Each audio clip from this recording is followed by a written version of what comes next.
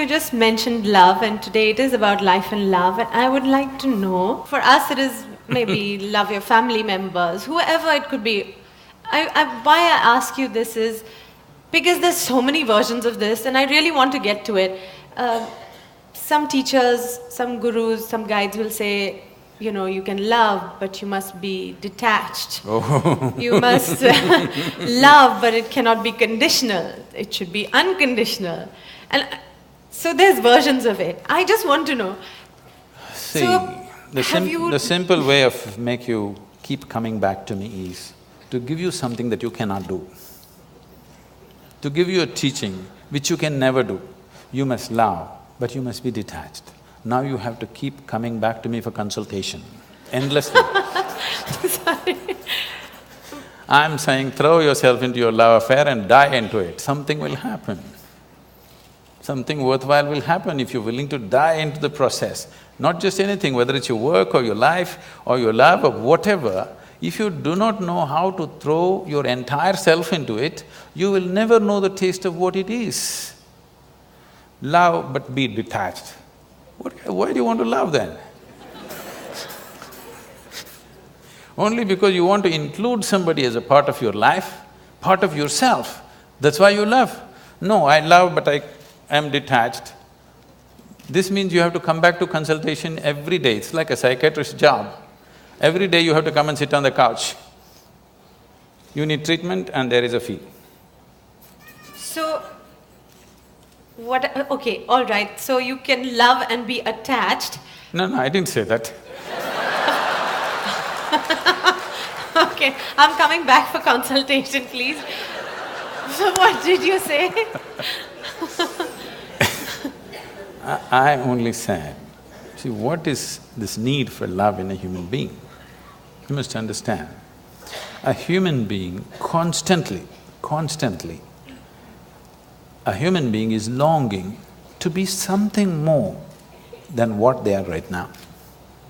If this finds a simple, basic physical expression, we call this sexuality. Sexuality means just this, physically you're trying to make something which is not you a part of yourself. For a few moments you may succeed. If you try this mentally, it gets labeled as greed, conquest, or maybe simply shopping. Some people go for conquest with swords and guns, some people go with checkbooks and cash, credit cards. The thing is, you want to include something which is not a part of you as yourself, that is the whole effort. Whether you want money or wealth or you want to occupy a nation, what is it? Something that is not you, you want to make it yours. Yours is an effort to make it a part of yourself. If it happens emotionally, on the emotional level if you try this, we call this a love affair. You're trying to make somebody who is not a part of you, a part of yourself emotionally. This is a love affair. If you do it consciously, we call this yoga. Yoga means union.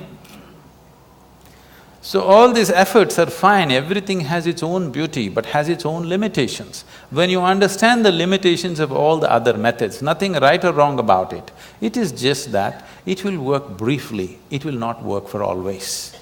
When you realize that, you consciously try to include. When you consciously become an inclusive process, if you sit here, if you experience everything as yourself, then we say you're a yogi, okay? So this is a love affair successful. You said love, inclusiveness. I can't understand how I can love everybody in this room. You cannot. There's some people you cannot love. I can barely see up there and up there. So how is that? How do you include everybody in your love? See, because you are looking at love as something that comes to you or you yield to the process of love only because you appreciate a particular quality, a shape of somebody's nose or the shape of their mind or their thought or their emotion or the way they speak or the way they do things or the way they relate to you, something, okay? There are many things. It is based on something that is acceptable to you. If they do something that is not acceptable to you, love crumbles. Yes. Now what I'm saying is, I want you to look at this, whether love happens to you or hate happens to you, anger happens to you, misery happens to you, joy happens to you, it only happens within you, isn't it? Yes. It never… People say love is in the air. No. Because you are feeling very pleasant in your emotions, suddenly air feels vibrant. It always been, you missed it all your life, now you're beginning to feel it. Okay. All right? So, whatever human experience, love or hate, whatever, happens only within you. What I'm saying is, at least what happens within you must happen by your choice. Consciously you must be able to make it happen. If you are able to… if your experience of what is happening within you is happening by choice, what is the problem? It only happens within you. Love is not a relationship. A relationship is a different thing. Love is a certain sweetness of your emotion. Whether you look at a tree, or a dog, or a man, or a woman, or a child, or just at the sky, why can't you look at it lovingly? Because it's not about loving the sky, it's about the sweetness of your emotion. If your emotions are sweet, whatever you look at it in a certain way. Right now you have nasty emotions, whatever you look at it in a different way. So you have always associated love with somebody. No, this is not about somebody. Love is not something that you do, it is something that you can become. If you're willing, you can become love, you can make your emotion into a very sweet space. If you make your body very pleasant, it becomes pleasure.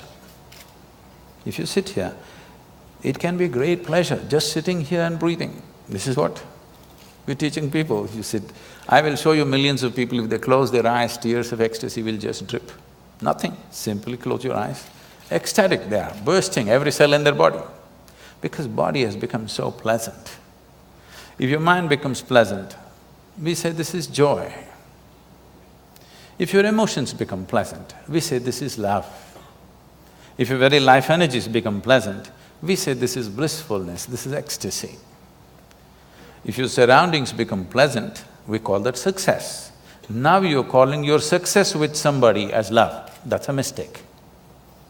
You have a success story with somebody, that is, you have created pleasantness in the atmosphere between you and let's say 5–10 people around you. You're calling that love. No, that is actually success, because that needs lots of management. Yes, it does. Yes or no? Yes, it does. Yes, but for you to be loving, there is no management. If you just make your emotions sweet, your emotions are sweet and it's beautiful to be like this. It's not about anybody. If somebody comes, we can share it. If nobody comes, you can sit here with your eyes closed and still be loving. What's the problem? It is not about somebody, it's not an action. It is not something that you do, it is something that you can become.